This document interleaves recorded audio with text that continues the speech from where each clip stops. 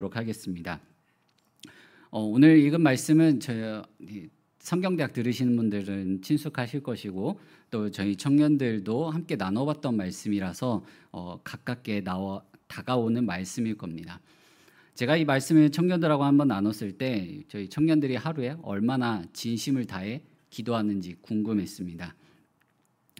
그래서 물어봤던 게 뭐였냐면 청년들에게 하루에 몇 끼 먹냐고 물어봤습니다. 그랬더니 기본적으로 저희가 끼니를 생각하면 하루 3끼를 먹잖아요. 근데 요즘은 거의 하루 2끼만 먹습니다. 아침은 거르고 점심과 저녁을 먹고 있습니다.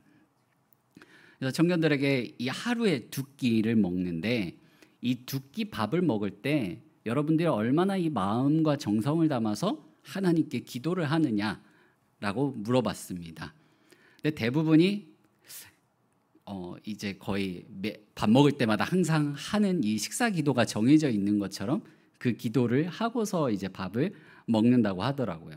제가 이걸 왜 물어봤냐면 청년들에게 바쁜 일상 속에서 얼마나 하나님 앞에 엎드려서 기도하는 시간이 있을까 했을 때 냉정하게 제가 한번 판단을 해봤을 때 밥 먹을 때 그때만큼은 하나님 앞에 정말 진심으로 기도하지 않을까. 그래도 이때가 그래도 기도할 수 있는 시간이라고 생각을 했습니다. 근데 그렇게 이 식사 기도가 요즘 현대인들에게는 절실한 기도의 제목은 아닙니다. 오히려 오늘날에는 영양 과잉의 시대를 살고 있습니다. 그래서 하루에 한 끼만 먹어도 삶을 영위할 수 있다고 말할 수 있을 정도입니다. 그러면 이 청년들에게 있어서 이 식사 기도는 옛날 같았으면 보릿고개 시절에는 이 먹는 게 정말로 있을 때의 감사한 기도 제목이었겠지만 오늘날 현대인들 청년들에게는 뭐가 가장 큰 기도의 제목일까요? 이들의 기도 제목을 한번 찾아봤습니다. 청년들의 간절한 기도 제목 1위부터 10위까지를 한번 찾아봤는데 1위가 뭐였냐면 일자리하고 이직, 그 다음에 직장에 관한 것이었습니다. 취업과 이직, 이 모든 게 어떻게 보면 경쟁 사회 속에서 내가 남보다 더 우수한 자리를 차지해야지, 더 많은 연봉을 벌이를 가져야지만 안정적인 삶을 살아갈 수 있다라고 생각을 하게 됩니다. 몇 주 전에 이제 여동생하고 통화를 했는데 이제 한창 취업을 준비하는 나이입니다. 이제 올해 26으로 이제 취업 준비 한창인데 계속해서 이 취업에 실패하는 거예요. 그래가지고 이 자존감도 많이 떨어져 있고요. 이제 자소서를 쓰고 뭐 이력서를 제출할 때에도 느끼는 게 뭐냐면 이 상대적 박탈감과 상실감을 많이 느끼고 있었습니다. 그래서 너는 그러면 이 스트레스를 어떻게 푸냐라고 물어봤을 때 아침에 일어나서 필라테스를 한다고 합니다. 필라테스를 하고 씻고 이제 아침을 먹고 도서관에 가서 이제 자격증을 위한 공부나 자소서를 쓰다가 이제 집에 다시 돌아와서 옷 갈아입고 헬스장 가서 운동하고 또 집에 와서 밥 먹고 씻고 다시 나가가지고 도서관 가서 공부를 합니다. 그리고 저녁에는 친구들과 이제 러닝을 뛰고 때로는 또 배드민턴 클럽도 가입해 있어요. 근데 배드민턴 클럽에 가가지고 배드민턴도 치고 있다고 합니다. 제가 봤을 때 이거 취업 준비생이 아니라 거의 체육인이었어요. 그래서 여동생을 그렇게 자주 볼 수 있는 건 아니었지만 가끔 볼 때마다 건강해지더라고요. 뭔가 제가 아는 여동생에게 약간 토실토실한 그 햄스터 느낌이 조금 있었는데 그게 사라지고 이게 나이가 들어가서 젖살이 빠지는 것도 좀 있긴 하겠지만 운동을 너무 하다 보니까 이게 젖살도 빠지고 안 그래도 얘가 통뼈거든요. 그래서 오빠 하면서 이렇게 치는데 이게 아파요. 내 근육까지 붙어서 더 아픕니다. 근데 이렇게라도 안 하면은 온전한 정신을 붙잡고 또한 자존감을 높이기가 힘들다라고 이렇게 얘기를 하더라고요. 그만큼 이 일자리, 고용에 대한 안정이 청년들에게 있어서 가장 큰 기도의 제목이었습니다. 두 번째는 뭐였냐면 이 주거에 대한 부담이라고 합니다. 이 청년들, 많은 청년 세대들, 20대, 30대 이 청년들에게 있어서 내가 부모님으로부터 독립하고 또한 일자리를 찾아가서 그곳에 정착해서 살아가는 데 있어서 이 주거가 주는 부담감이 상당히 크기 때문에 이 주거에 대한 기도 제목도 크다고 합니다. 세 번째는 정신건강이라고 합니다. 요즘 따라 이제 시대가 가면 갈수록 우울증, 불안, 그리고 번아웃, 또한 고립과 은둔에 대해서 근 2년 사이에 이 청년들에게 이 증상이 급격하게 증가했기 때문에 이들이 이 정신을 올바로 잡고 마음의 중심을 지키는 게 기도의 제목 3위라고 합니다. 4위가 이제 연애와 결혼이라고 합니다. 그리고 5위가 영적인 성장과 신앙 회복이었고요. 6위가 재정 관리, 돈 관리하는 거고, 7위가 진로와 내 소명은 어디에 있는가, 내 앞길은 어디로 가야 되는가에 있습니다. 8위는 대인관계와 내가 속해 있는 공동체에 관한 것이었고요. 9위가 건강, 그리고 10위가 우리 나라와 세계 평화였습니다. 그래도 기도 제목에 이 나라와 세계 평화가 들어가 있더라고요. 이게 모든 청년들의 그 탑 10의 기도 제목은 아닐 겁니다. 하지만 대부분이 이 문제를, 이 범위 안에서 이 문제를 안고 살아가고 있다라는 거죠. 오늘날 우리가 기도하는 이 기도의 제목들을 여기에 비추어 보더라도, 청년들의 기도 제목과 비추어 보더라도 그렇게 크게 다르진 않을 거라고 생각이 됩니다. 어떤 부분에서 크게 다르지 않냐면요, 이 5위의 영적 성장과 신앙 회복이 랭크가 되어 있는데, 그만큼 우리가 영적인 것이 가장 우선시되지 않는다는 겁니다. 기도의 제목들이. 분명 우리는 성경 말씀을 통하여, 또한 주기도문에도 나와 있듯이 하나님의 뜻과 하나님의 나라를 향한 기도 제목이 항상 우리 삶 속에 있어서 우선시돼야 되는, 가장 영순위가 되어야 되는 기도 제목입니다. 하지만 그러한 기도 제목보다 항상 나와 관련된 게 가장 우선시되고 있다는 거예요. 성경에선 내 이웃을 내 몸과 같이 사랑하라는 말씀이 수도 없이 있습니다. 내 이웃을 대한 기도 제목은 내 기도, 내가 할 기도 다 하고 난 뒤에 이제 그 뒤에 하는 경우가 거의 태반입니다. 이렇듯 우리의 신앙생활, 우리의 기도가 나를 중심으로 돌아가고 있는 것은 명확합니다. 우리의 본성이 그렇기 때문에 그렇습니다. 우리의 타락한, 우리의 죄악된 본성이 우리를 계속해서 나 중심으로 신앙생활하고 나 중심으로 세상을 바라보게 만듭니다. 하지만 하나님은 우리가 새롭게 창조된 하나님의 자녀로서 우리가 본성을 거슬러서 하나님의 뜻에 부합된 모습으로 살아가기를 간절히 원하고 계십니다. 물론 우리 삶 속에 아까 말씀드렸던 그런 기도 제목들이 채워진다면 삶의 기쁨이 더하게 되는 것은 물론이고요. 또한 믿음 생활에서도 활기가 돌을 수도 있습니다. 나의 마음이 더 여유가 생기는 것도 맞습니다. 전도서 말씀을 보면 모든 것이 헛되다라는 것이 1장과 12장을 장식하고 있지만 하나님이 창조하신 세상 속에서 누리는 기쁨이 분명하게 있다라고 말씀합니다. 전도서 2장 24절에서 26절 말씀을 같이 한번 읽어보겠습니다. 사람이 먹고 마시며 수고하는 것보다 그의 마음을 더 기쁘게 하는 것은 없나니 내가 이것도 본즉 하나님의 손에서 나오는 것이로다. 아, 먹고 즐기는 일을 누가 나보다 더해봤으랴. 하나님은 그가 기뻐하시는 자에게 지혜와 지식과 희락을 주시나 죄인에게는 노고를 주시고 그가 모아 쌓게 하사 하나님을 기뻐하는 자에게 그가 주게 하시지만 이것도 헛되어 바람을 잡는 것이로다. 아멘. 이 전도서를 쓴 전도자는 솔로몬이에요. 하나님이 주신 전무후무한 지혜를 가지고 막대한 부를 쌓아서 할 거 다 해보고 나서 하는 말이었습니다. 저는 조금 얄미웠어요. 이 말씀을 볼 때. 누릴 거 다 누려보면서 이런 말을 하니까 배가 아프더라고요. 이 배알 꼴린 것도 저의 뒤틀린 본성이겠죠. 분명 이 할 거 다 해보고 누릴 거 다 누려본 이 솔로몬이 하는 말은 우리 삶 속에 분명 먹고 마시고 즐기고 또한 우리 삶 가운데 찾아오는 많은 즐거운 일들이 이게 하나님이 허락하심 속에 하나님의 손에서 나오는 기쁨이라는 것입니다. 이것을 우리가 부인할 수가 없습니다.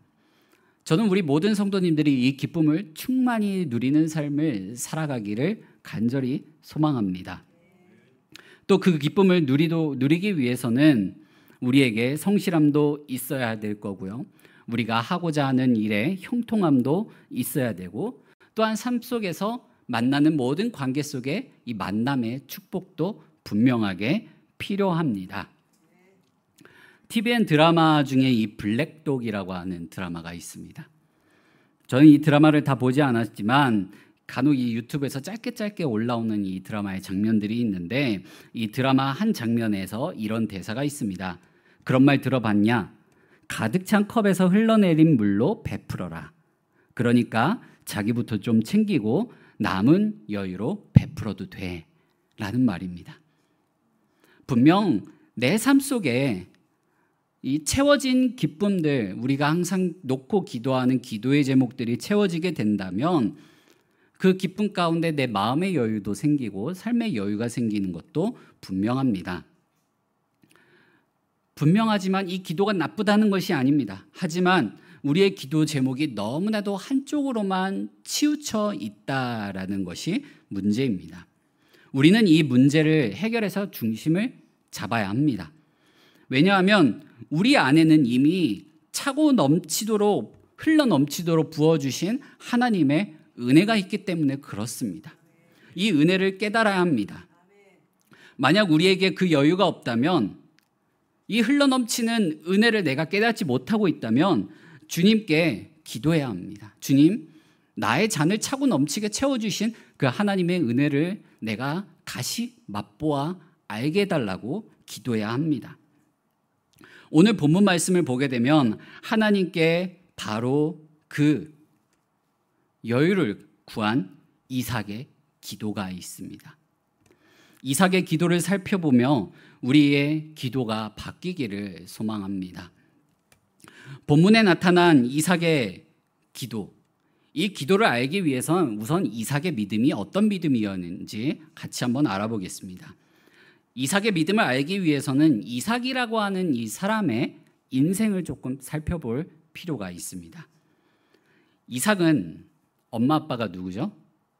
아브라함과 사라죠. 이삭은 태어나 보니까 아버지의 나이가 몇 살이었죠? 100세. 어머니의 나이가 90세였습니다. 이삭은 태어나고 보니까 내 아빠의 나이는 100세고 엄마의 나이는 90세였던 거예요.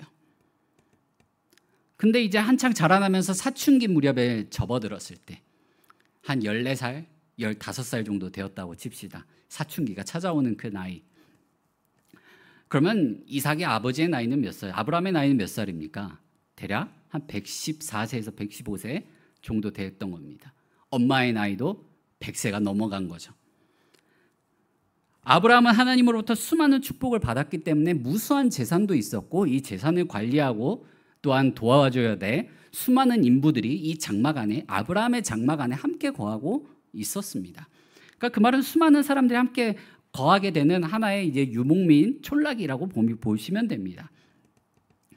그러면 이 촌락 안에 다 나이 든 사람만 있었겠습니까? 거기서도 눈 맞아서 애 낳는 사람도 있었을 거고 이삭의 나이 또래의 사람들도 있었을 겁니다.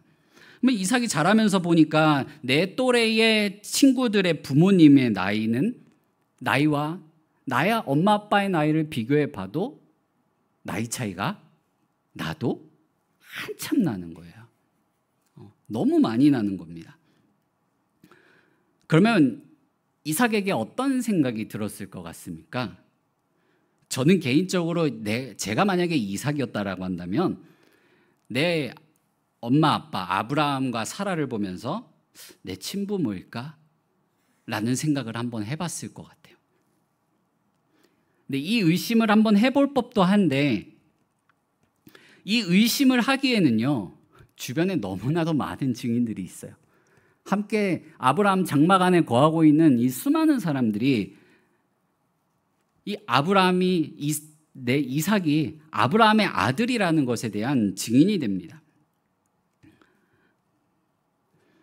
이삭이 자라나면서부터 부모님으로부터 내가 어떠한 경위로 태어나게 됐는지 인생 스토리도 들었을 거고요. 그리고 이 장막 안에 함께 거하고 있는 수많은 사람들로부터 우리 주인 아브라함과 이 사라의 이 여정, 그리고 이삭이 어떻게 태어나게 됐는지 그런 이야기들을 들으며 자라났을 겁니다. 그러면 이삭에게는 기본적으로 이 하나님을 살아계심을 믿는 믿음, 또 나의 아버지에게 약속을 하시고 25년이라는 여정 끝에 약속을 지키신 하나님이 살아계신다라는 그 믿음이 자리 잡고 있었습니다. 그러니까 이 이삭이 제물로 바쳐지는 그 순간에도 순종하면서 그냥 묶여가지고 제단 위에 엎드린 겁니다. 이삭은 하나님을 향한 믿음을 가지고 아버지에게 순종한 것입니다. 그리고 그 믿음으로 자신의 아내 리브가가 임신하지 못하는 고통을 알고서 그 고통을 안고 하나님 앞에 기도를 하게 됩니다. 우리도 바로 이런 이삭과 같은 믿음으로 이삭과 같이 하나님 앞에 기도해야 합니다. 이렇게 보면 이삭의 믿음은 우선 부모님에게 물려받은 것이라고 볼 수 있습니다. 아브라함의 장막 안에서 자라나면서 믿음의 부모로부터 물려받은 이 믿음의 유산이 있지만 부모로부터 물려받은 이 믿음뿐만 아니라 이 아브라함의 장막이라고 하는 그 믿음의 공동체에서 자라난 믿음이 있었다라는 것입니다. 우선 우리는 첫 번째로 믿음인 공동체 안에서 양육된다라는 사실을 알아야 합니다. 믿음은 우선 하나님께서 우리에게 주시는 선물입니다. 에베소서 2장 8절 말씀을 같이 한번 읽어보겠습니다. 너희는 그 은혜에 의하여 믿음으로 말미암아 구원을 받았으니 이것은 너희에게서 난 것이 아니요 하나님의 선물이라. 아멘. 믿음이라고 하는 것은요, 기본적으로 하나님께서 우리에게 주시는 선물입니다. 그렇다면 이삭의 이야기를 통해서 우리가 믿음을 위해 할 수 있는 일이 있다라는 겁니다. 우리가 믿음이라고 하는 것을 하나님께 선물로 받았다면 이 믿음을 위해서 우리가 해야 할 일이 있다는 겁니다. 그 일 중에 첫 번째가 뭐냐면 공동체 안에서 믿음을 양육해 나가야 된다라는 사실입니다. 이 이삭의 믿음은 공동체 안에서 성장한 믿음이었습니다. 부모님이 경험한 하나님에 대한 증언을 함께 살아가던 이 아브라함 장막 안에 거하던 수많은 사람들의 그 증언을 통하여 그의 믿음 또한 함께 자라났습니다. 우리도 신앙생활 하다 보면은 교회 안에서 함께 자라난 사람들이 있습니다. 길게는 태어날 때부터 함께 신앙생활한 사람들도 있고요. 짧게는 1년, 2년 안에 같이 신앙생활을 해나가는 사람들도 있습니다. 연수가 어떻게 됐던지 간에 우리는 이 공동체 안에서 하나가 된 이상 서로가 서로에게 믿음의 자양분이 되어주어야 합니다. 우리가 이 믿음의 자양분을 함께 공동체 된 이 지체들에게 잘 흘러내기 위해서는 관계라고 하는 것을 잘 맺어 나가야 된다라는 거예요. 이 관계가 잘 형성되어 나아간다면 우리 안에서 형성되어지는 이 믿음의 성장뿐만 아니라 다음 세대로도 이 믿음이 온전하게 폭포수처럼 흘러낼 수 있다라는 사실을 기억해야만 합니다.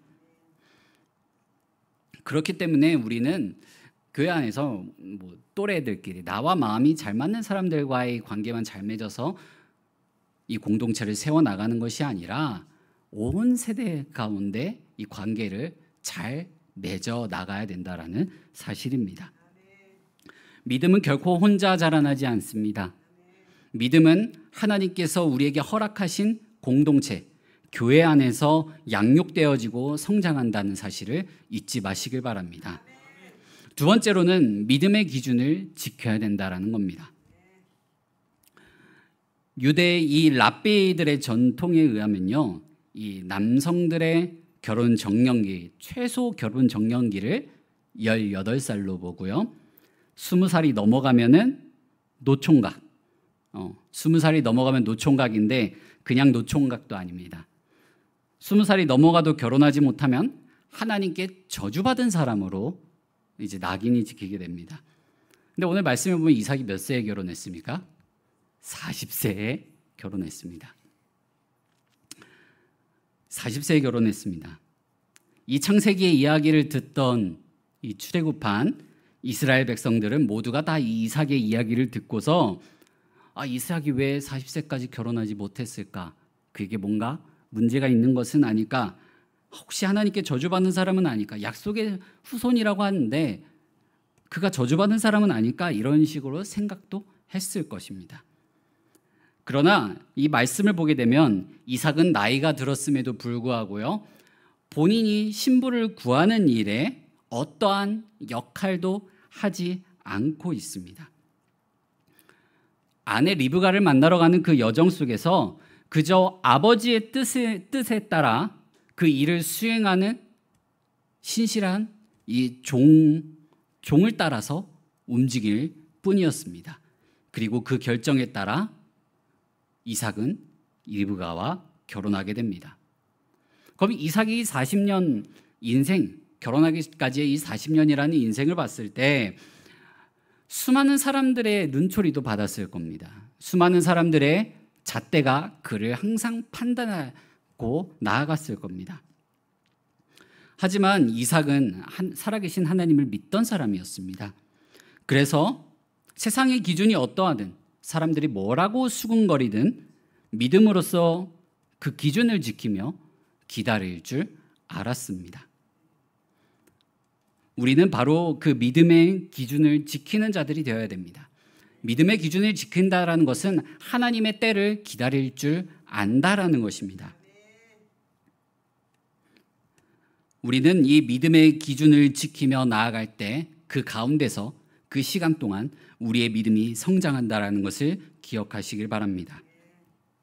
세 번째로는 사랑으로 믿음을 세워야 된다는 겁니다. 창세기 24장 67절 말씀을 같이 한번 읽어보겠습니다. 이삭이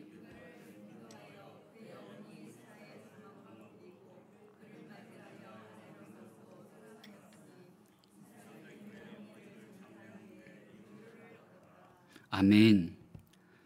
이삭은 리브가를 만나기 전에 자기 어머니의 장례를 치렀습니다. 이삭에게 있어서 모든 자녀들에게 있어서 부모님이라는 존재는 굉장히 특별한 존재지만 이삭에게는 이 부모님이라는 존재가 너무나도 특별한 존재였을 겁니다. 다른 나이 또래들과 봤을 때 부모와 함께 뛰노는 그 모습도 봤을 건데 이삭이 과연 부모와 함께 뛰놀았을까라는 궁금증이 들긴 합니다. 110세가 넘어가는 아버지와 뛰어놀 수 있었을까? 사라는 90이 넘어가는 이 시점에서 이삭을 안고 키우는 일이 굉장히 힘들지 않았을까라는 생각도 해봤습니다.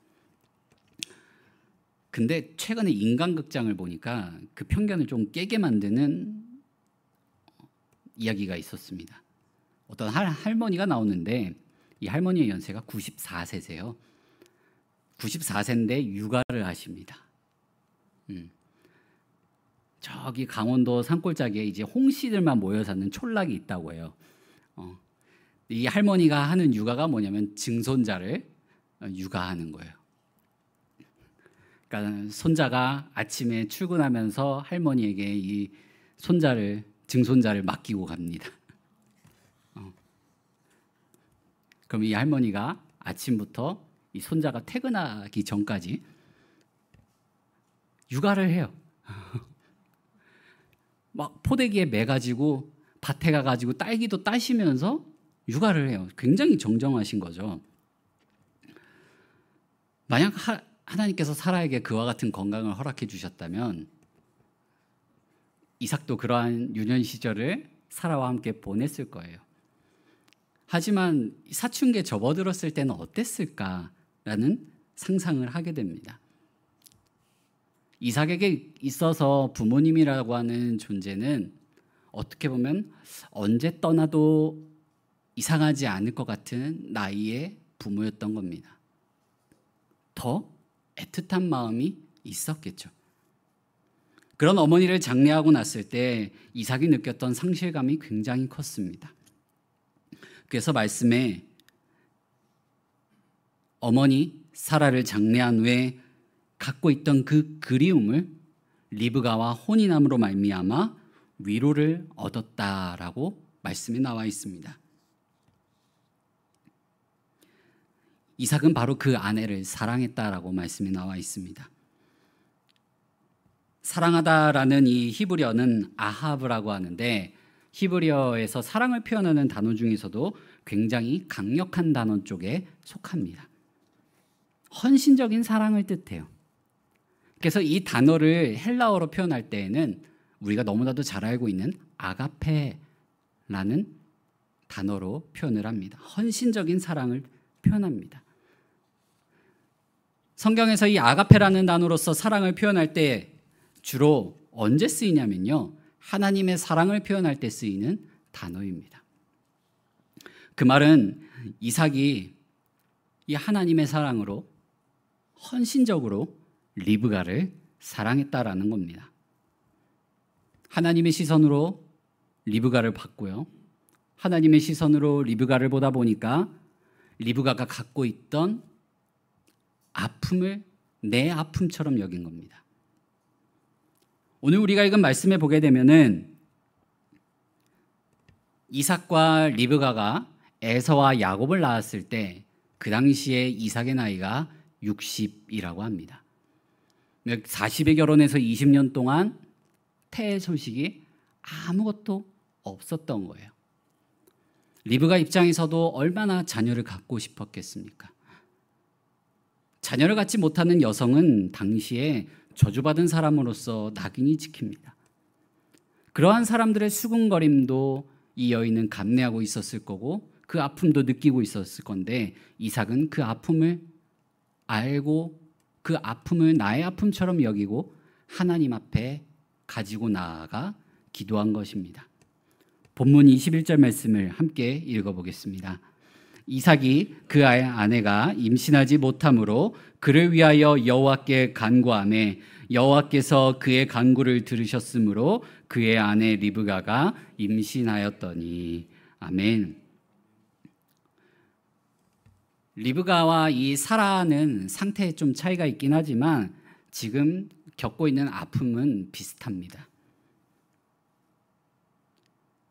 이삭은 자기 어머니에게 역사하셨던 하나님을 알고 있었습니다. 90세에 태문을 여셔서 나를 태어나게 하신 하나님을 이삭은 알고 있던 겁니다.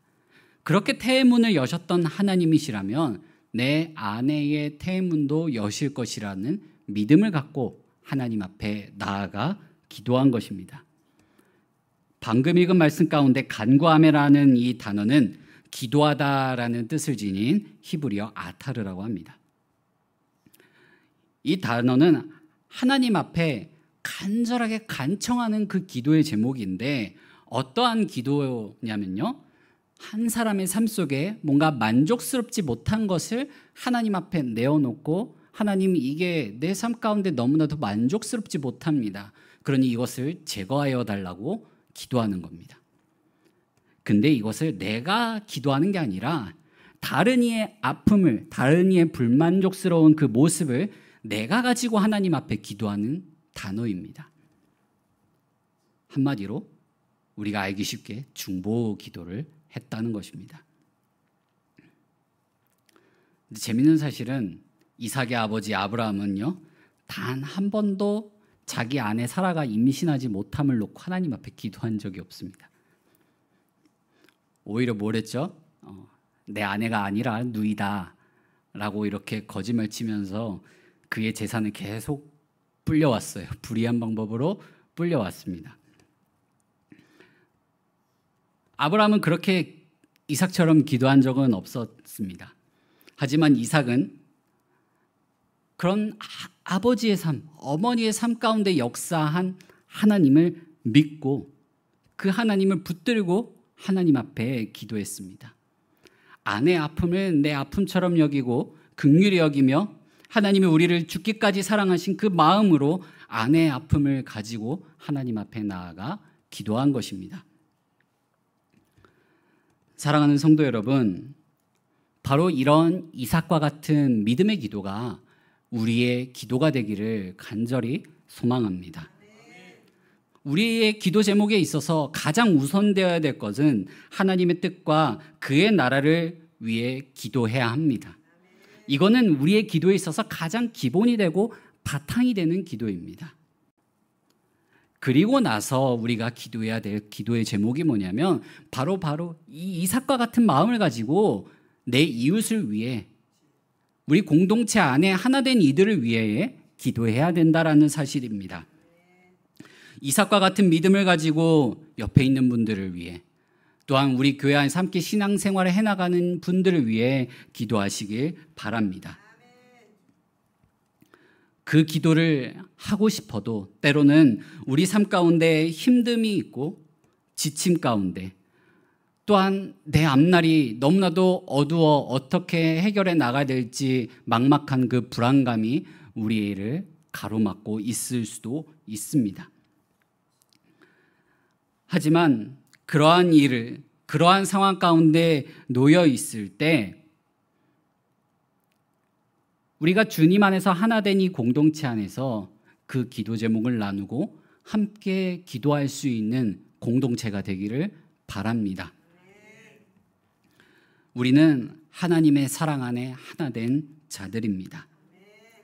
그리고 하나님께서는 무엇보다도 우리가 겪고 있는 아픔, 시험, 고난을 누구보다도 잘 알고 계시는 분이십니다. 그러니 우리가 그 하나님을 믿고 그 안에서 하나가 되었다라면 우리가 하나님의 마음을 갖고 우리 안에 하나 된 이들을 바라보며 함께 기도했으면 좋겠습니다. 그 믿음이 끝까지 가길 바랍니다. 마지막으로 에베소서 4장 15절에서 16절까지의 말씀을 읽고 기도하며 나아가겠습니다. 오직 사랑 안에서 참된 것을 하여 범사에 그에게까지 자랄지라. 그는 머리니 곧 그리스도라. 그에게서 온몸이 각 마디를 통하여 도움을 받음으로 연결되고 결합되어 각 지체가 그 분량대로 역사하여 그 몸을 자라게 하며 사랑 안에서 스스로 세우느니라. 아멘. 우리가 사랑으로 함께 기도하며 함께 우리 교회를 세워나가는 우리 모든 성도님들 되시기를 간절히 소망합니다. 기도하겠습니다.